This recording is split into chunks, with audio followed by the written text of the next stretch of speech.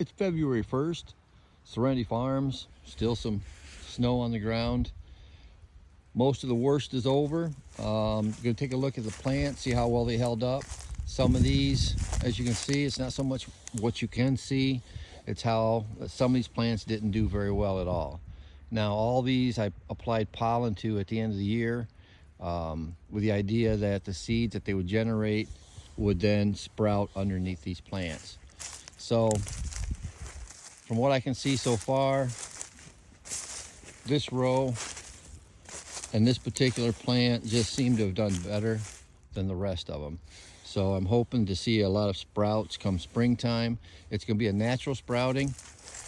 The idea is to save time on doing a bunch of seeds and transplants and cuttings and all that, and basically go ahead and pollinate the plants in the spring or in the fall. Then if all goes well, they'll naturally sprout when it's time for them to sprout. And those, I'll go ahead and I'll take those out and I'll transplant them from this dirt. Keeping in mind, most of the soil that I got down through here is straw bale. So the idea being anything that would sprout, I should be able to transplant it pretty easy. And the timing for the transplant should be good. So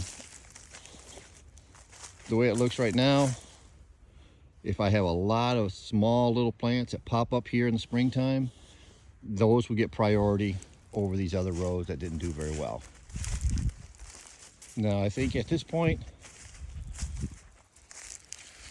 you can see some of these, you know, they're just not as good as the other rows. So when it comes down to you've only got so much space, I'm going to go with my strongest plants or strongest looking plants. So if I get some small plants and I've only got a couple days, then I'll put my energy into these right here. So I've got some RFID tags on some of these plants down here that tells me more information. And if all goes well, I'll have a lot of little sprouts coming up underneath here, underneath these plants.